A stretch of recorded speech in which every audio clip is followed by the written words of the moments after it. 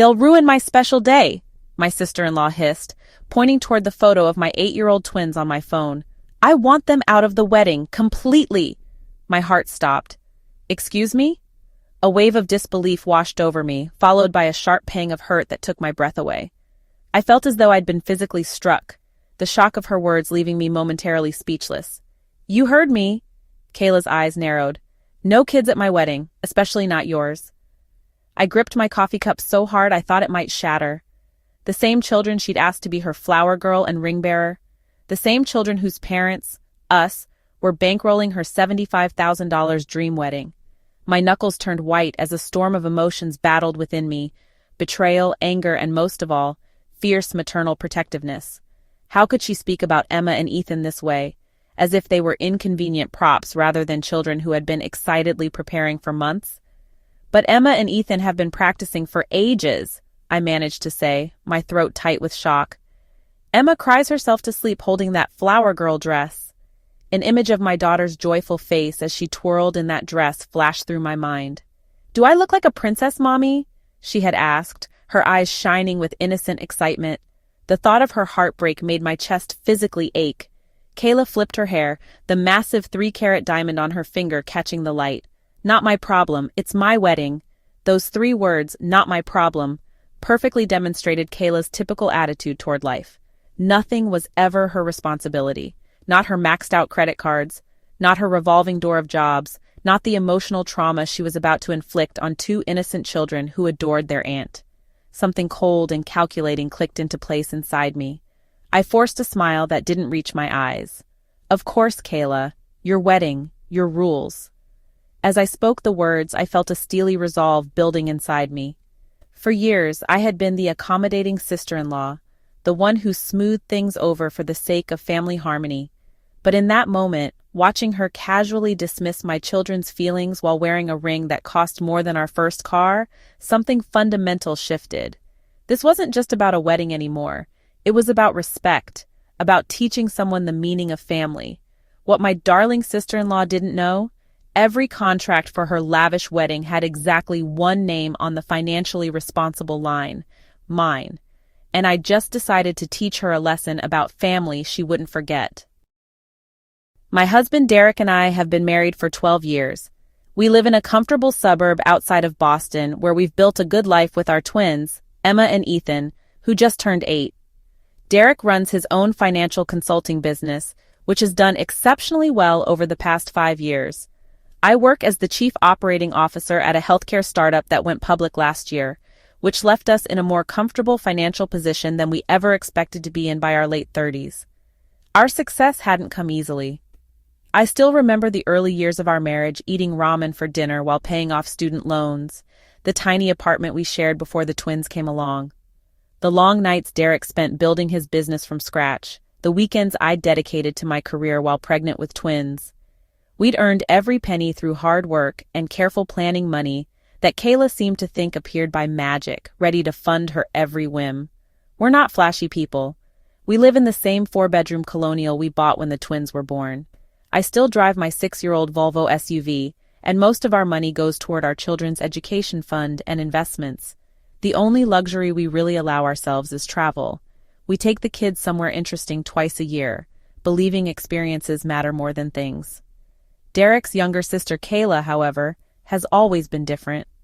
I can't believe you're still driving that mom mobile, she'd say whenever she visited, eyeing my Volvo with disdain while tossing her Louis Vuitton handbag into the back seat. Each time she made comments like that, I'd feel a flash of irritation that I'd quickly suppress.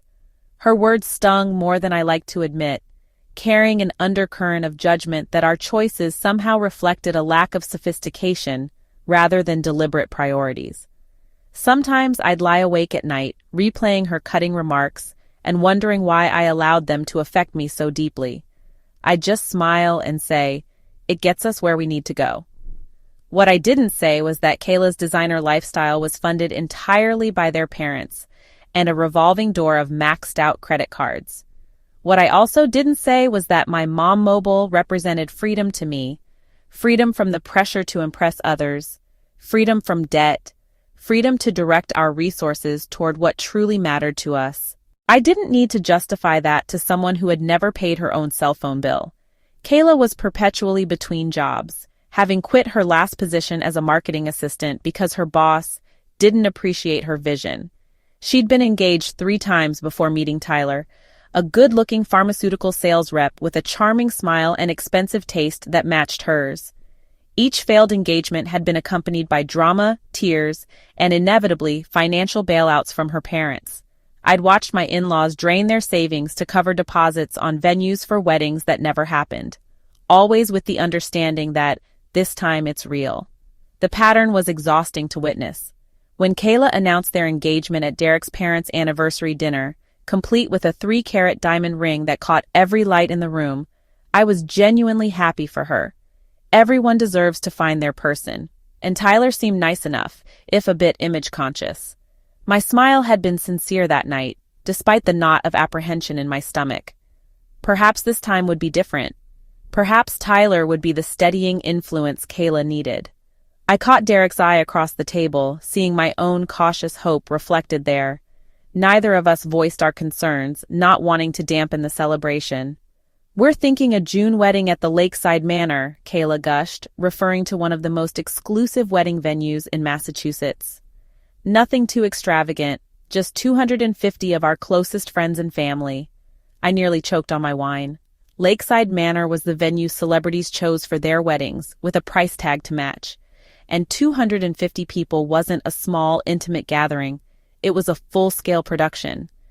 I could already see the mental calculations happening behind Derek's parents' eyes, the quiet panic as they tried to figure out how to make this happen for their daughter. Derek's parents exchanged worried glances. They were comfortable but not wealthy, and I knew they'd already helped Kayla with her credit card debt twice in the past year. "That sounds lovely, sweetie," her mother said carefully. "But remember, venues like that book up years in advance." Kayla waved her hand dismissively. "I already have a hold on the date. June 15th. I just need to put down the deposit by next week." I felt Derek tense beside me. We both knew what was coming. After dinner, while Derek helped his father with the dishes, Kayla cornered me in the living room. "So, big sis," she said, her voice dripping with forced casualness. "I wanted to talk to you about something important." I nodded, already guessing where this was heading. "Tyler and I have our hearts set on Lakeside Manor, but the deposit is $15,000. Mom and Dad already said they can only contribute about $10,000 to the whole wedding." Her voice took on a hint of bitterness before brightening again. "But then I remembered how well you and Derek are doing, and you're always so generous." "What exactly are you asking, Kayla?" I wanted her to say it clearly. "Well, I was hoping you could help with the venue deposit, and maybe the catering, which is another $30,000 or so, and possibly the flowers and photographer." She smiled her most winning smile. "Basically, could you and Derek cover the difference between what my parents can pay and what we need? Probably around $75,000 total?" I nearly choked. $75,000 was a significant amount of money even for us. "That's a lot to consider, Kayla. Derek and I would need to discuss this." Her smile faltered slightly. "But you can afford it, right? I mean, you guys never spend money on anything except those little trips with the kids." I bristled at her dismissive tone when talking about our family vacations, but kept my composure. "It's not just about whether we can afford it, it's a big decision." "But your family," she pressed, her eyes widening. "And this is the most important day of my life." I promised to talk to Derek about it, which seemed to satisfy her for the moment. But as we drove home that night with the twins asleep in the back seat, I could tell Derek was troubled. "She wants $75,000, doesn't she?" he asked quietly. I nodded. "How did you know?" "Because I know my sister, and I saw the way she was eyeing you all evening." He sighed deeply. "What do you think?" I thought about it carefully. "She's your sister. I understand wanting to help her have a beautiful wedding, but that's a lot of money, and I'm concerned about the precedent it sets." Derek was quiet for a long moment, his hands tight on the steering wheel. "My parents have always bailed her out. She's never had to face consequences for her spending." Another long pause. "But she is my only sister." In the end, we decided to help, but with conditions. We would cover the venue deposit and half of the remaining costs, totaling $45,000. But we would pay vendors directly, not give cash to Kayla, and she would need to stick to the budget we agreed upon. When we presented this to Kayla, she squealed and hugged us both. "You're literally saving my dream wedding. I promise you won't regret this." If only I'd known then what I know now. The next 3 months were a whirlwind of wedding planning. Kayla added me to a group chat with her 7 bridesmaids, where I was bombarded with daily updates about dresses, flowers, table settings, and cake tastings. I made time in my busy schedule to accompany her to appointments and offered advice when asked, trying to be the supportive sister-in-law. But as the wedding approached, I noticed a shift in Kayla's attitude. What started as grateful enthusiasm evolved into entitled demands. "The florist says the peonies I want will cost an extra $3,000, she texted one day. "I told her you'd handle it." Another time, "I found the perfect wedding dress, but it's $2,000 over budget. It's only money, right? You guys won't even notice." Each time, Derek and I gently but firmly reminded her of our agreed budget. And each time, her responses grew a little colder, a little more resentful. The real trouble started 6 weeks before the wedding when I received an unexpected call from the wedding planner, Michelle. "Mrs. Harrington, I wanted to confirm some changes to the seating chart that Kayla requested."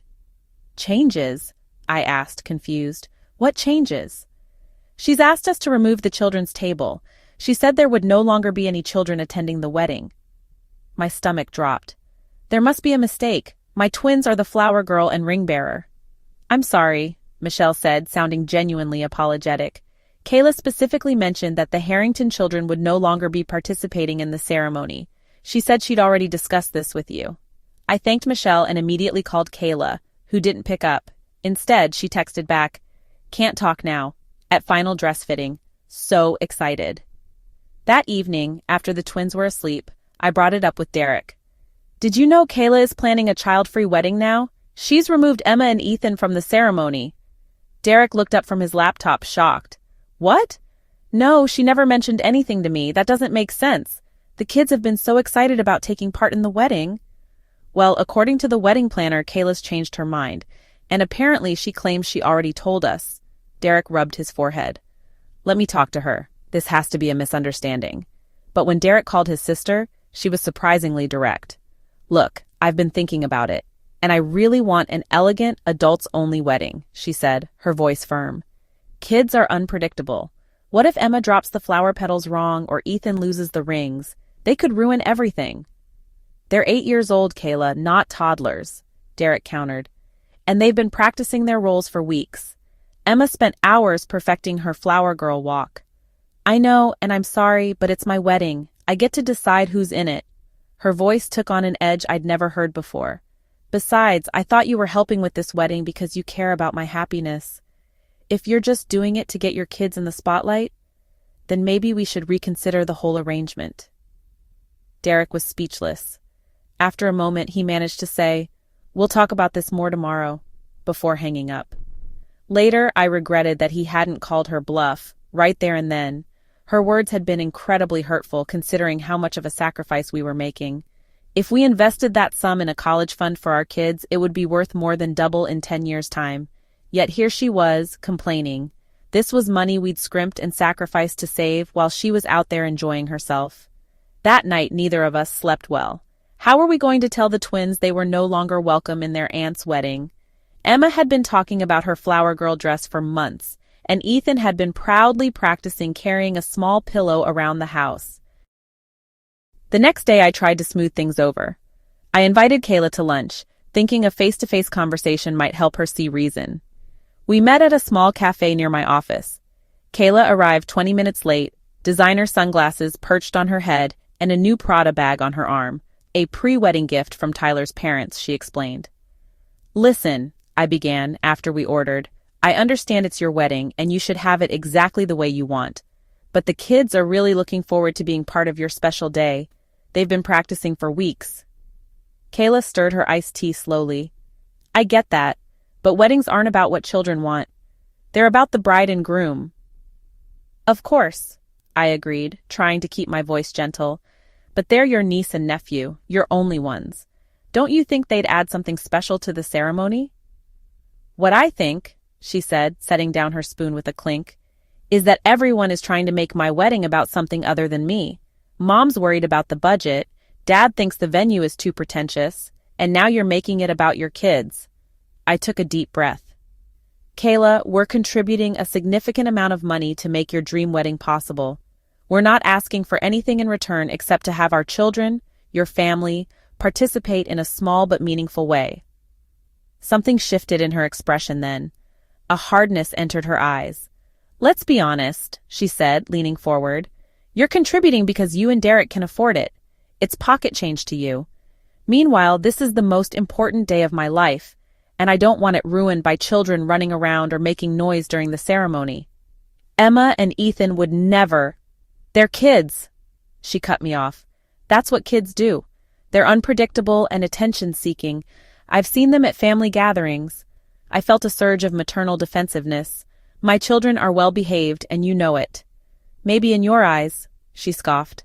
Look, I've made my decision. The wedding is adults only now. It's nothing personal against Emma and Ethan. You and Derek are still welcome, of course. Nothing personal. As if uninviting two children from an event they'd been looking forward to for months wasn't personal. What about our agreement? I asked quietly. We agreed to help with your wedding on the understanding that our family, including our children, would be part of your special day. Agreements change, she said dismissively. Besides, it's not like you can back out now. The deposits are paid. The contracts are signed. A smug smile played across her lips. And it would look pretty awful if you pulled funding over something so petty? What would the family think? My heart was pounding in my chest. Did she really just say that to me? I felt trapped, and she knew it. In her mind, she had all the leverage. I need some time to think about this, I said, standing up and leaving enough cash to cover both our lunches. And to figure out how to tell the twins. Don't make this dramatic, Rachel, Kayla called after me. It's just a wedding. Just a wedding? The event we were spending $45,000 on. The event my children had been excited about for months. Just a wedding? It took a huge amount of effort for me not to blast her with an angry retort. I called Derek from the car, trying to keep my voice steady as I recounted the conversation. His silence on the other end spoke volumes. She can't do this, he finally said, his voice tight with anger. We're paying for half of her wedding. She thinks we're trapped, I replied. And maybe we are. The contracts are signed, the money is committed. We need to talk to her together, and my parents, this isn't right. But talking didn't help. 2 days later, we sat in Derek's parents' living room, the four of us facing Kayla and Tyler. Kayla remained unmoved, insisting it was her day and her choice. Tyler looked uncomfortable but supported his fiancée. Derek's parents were caught in the middle, clearly upset but unwilling to force the issue. I'm sorry about the kids, Derek's mom said later as we were leaving. Kayla has always been particular about getting her way, but we didn't raise her to be unkind. It's not your fault, I assured her, though my heart was heavy. That night, Derek and I had to break the news to Emma and Ethan. Watching their excited faces crumple into confusion and then disappointment was one of the hardest things I've ever experienced as a parent. I'd rehearsed what to say, practiced maintaining a neutral tone that wouldn't betray my own feelings. But when the moment came, sitting on the edge of Emma's bed with both twins looking at us expectantly, all my careful preparations evaporated. But why doesn't Aunt Kayla want us there anymore? Emma asked, her voice small. Did we do something wrong? The innocent question pierced my heart like a physical pain. I watched as her little brow furrowed, trying to make sense of adult selfishness through the lens of childhood logic. In her world, people only withdrew invitations if you'd misbehaved or upset them somehow. No, sweetheart, I said, pulling her close. Aunt Kayla has decided she wants a grown-up-only wedding. It's nothing you did. I kept my voice steady with superhuman effort, even as rage bubbled inside me. How dare Kayla put us in the position of having to explain her selfishness to innocent children? How dare she make them question their own worth? But I practiced so hard, Ethan said, his lower lip trembling. Who's going to carry the rings now? Derek and I exchanged helpless glances. How do you explain adult selfishness to 8-year-olds? That night, after tucking the twins into bed with extra stories and reassurances, Derek and I sat in the kitchen, both emotionally drained. I can't believe she's doing this, Derek said, his voice hollow. After everything we've done for her. I stared into my tea, a plan forming in my mind. Maybe we're approaching this wrong. What do you mean? Kayla thinks she has all the power because the contracts are signed and we're committed. But what if we're not as trapped as she thinks? Derek looked at me quizzically. What are you thinking? I need to look at those contracts, I said. The ones we signed with the venue and vendors. The next morning, I called Michelle, the wedding planner, and scheduled a meeting. I explained that, as the one paying for the wedding, I needed to review all the contracts and payment schedules. Michelle was professional and understanding. She met me at her office the following day with a folder containing copies of all the signed agreements. As I suspected, all the contracts listed me and Derek as the financially responsible parties. Our names were on everything. The venue, the catering, the flowers, the music, the photography, not Kayla's, not Tyler's, ours. And most importantly, each contract had specific clauses about modification and cancellation.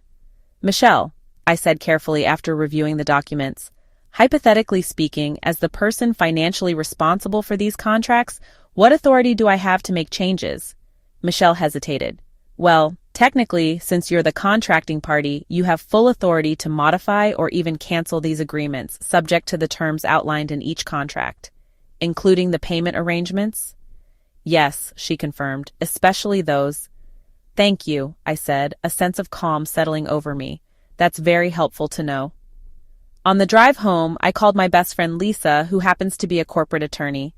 I explained the situation and asked for her professional opinion on the contracts. From what you're describing, you're absolutely within your rights to make changes to those contracts, Lisa confirmed. You might forfeit some deposits if you cancel, but as the paying party, you control the financial arrangements. That's when it hit me. I didn't need to cancel the wedding. I just needed to change how and when payments would be made. When I got home, I laid out my plan to Derek. At first, he was hesitant. It seems extreme, he said. What's extreme is uninviting our children after we agreed to pay for half her wedding, I countered. Kayla thinks she has all the leverage. She needs to understand that choices have consequences.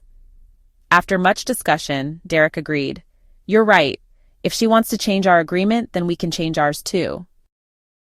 The next day, I called each vendor and made a simple change to the payment arrangements. Instead of the prepayment schedule we had established, we would now pay the remaining balances on the day of the wedding, in person. Each vendor noted the change in their systems. Then I called Michelle. I've made some adjustments to the payment schedules, I informed her. The final payments will now be made on the day of the wedding, rather than in advance. Oh, she sounded surprised. That's unusual but doable. Does Kayla know about this change? We'll be discussing all the final arrangements with her soon, I assured Michelle. For the next several weeks, we maintained a polite distance from Kayla. When she texted about wedding details, we responded cordially, but minimally. If she noticed the change in our attitude, she didn't mention it. 2 days before the wedding, Kayla called me in a panic. The florist says you changed the payment schedule. They're saying they won't deliver the flowers unless they receive payment on the wedding day. What's going on? I kept my voice calm and measured. Yes, I modified our payment arrangements with all the vendors. Since our original agreement about the wedding changed, I felt it was appropriate to adjust the financial arrangements as well. What are you talking about? She demanded, her voice rising. Nothing changed about our agreement. Kayla, I said evenly, our agreement was that we would help pay for your wedding with the understanding that our children, your niece and nephew, would be part of the ceremony. You unilaterally decided to uninvite them. That was a change to our agreement. There was a moment of stunned silence before she exploded. You can't do this. The wedding is in 2 days. Are you trying to ruin everything? Not at all, I assured her. The wedding can proceed exactly as planned. I'll be there on the day with my checkbook, ready to pay all the vendors in full, provided Emma and Ethan are restored to their roles in the ceremony and welcome at the reception. This is blackmail, she hissed. No, Kayla, this is a renegotiation. You changed the terms, now I'm changing mine. She hung up on me, and within minutes my phone was flooded with texts from her, from Tyler, from Derek's parents, even from some of the bridesmaids. Everyone was in an uproar. Derek fielded calls from his parents, calmly explaining our position. We're not canceling anything. We're simply changing how and when we'll pay, which is our right as the financially responsible parties. That evening, we held firm in a tense family meeting at his parents' house. Kayla alternated between tears, accusations, and outright threats. "You'll ruin my wedding. How could you do this to me? After everything I've done for you." I had to bite my tongue at that last part. After everything she'd done for us. Derek's parents were upset but seemed to understand our position better than Kayla did. "Honey," her mother said gently, "Rachel and Derek are contributing a lot of money to make this wedding possible. Uninviting their children was, well, it was unkind." "It's my wedding," Kayla insisted for what felt like the 100th time. "Yes," I finally said, "and you're free to have exactly the wedding you want, but we're free to decide how and when we pay for it, or if we pay for it at all." That's when something inside me shifted. After weeks of feeling manipulated and taken advantage of, I was finally taking back control. I wasn't being vindictive. I was establishing boundaries. In the end, faced with the prospect of explaining to 250 guests why there suddenly wasn't enough money to pay for the lavish wedding she'd planned, Kayla reluctantly conceded. "Fine," she said, not meeting my eyes. "The kids can be in the wedding, but they better behave perfectly." "They will," I promised. "They've been practicing for months, remember?" The day of the wedding arrived. Emma was radiant in her flower girl dress, and Ethan couldn't have been prouder carrying the ring pillow. They performed their roles flawlessly during the ceremony. At the reception, I approached Michelle with my checkbook and systematically paid each vendor in full, as promised. The wedding was beautiful, if somewhat tense whenever Kayla and I made eye contact. As I watched the twins dancing with their grandfather on the dance floor, their faces glowing with joy, Derek came up beside me and put his arm around my shoulders. "Quite a negotiator, aren't you?" he said with a small smile. "I just refuse to let our children be treated as an afterthought," I replied, leaning into him. "Everyone deserves to be treated with respect, especially family."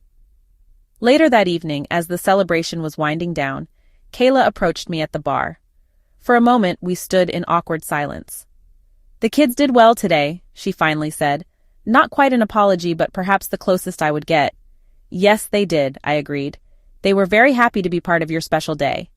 She nodded, looking around at the elegant venue, the lavish decorations, the gourmet food stations, all of which we had paid for. "Thank you," she said quietly, "for everything." I smiled and raised my champagne glass slightly. "That's what family does, Kayla. We show up for each other, all of us." She had the grace to look slightly ashamed before rejoining her new husband on the dance floor. 2 weeks later, Emma and Ethan proudly displayed the framed photos of them performing their wedding duties on their bedroom shelves. Derek's parents made a point of telling the twins how beautifully they'd done at the wedding every time we visited.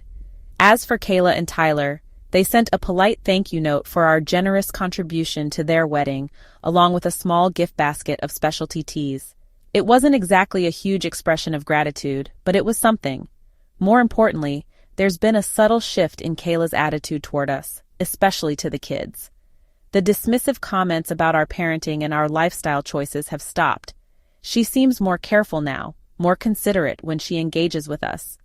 Maybe she finally understands that generosity comes with goodwill, not obligation, and that family relationships, like financial arrangements, work best when both sides honor their commitments. I've never regretted standing up for my children that day. Sometimes the most valuable lesson we can teach others is that our boundaries deserve respect, especially when they involve the people we love most. The experience has changed me too in ways I hadn't expected. I've become a lot more confident about setting boundaries, less willing to smooth over uncomfortable situations at the expense of what is right. I've discovered a strength I didn't know I had, the courage to face conflict head-on when important principles are at stake. And if that makes me the villain in someone else's wedding story, I'm perfectly fine with that. But what do you think? Did I go too far, or what would you have done?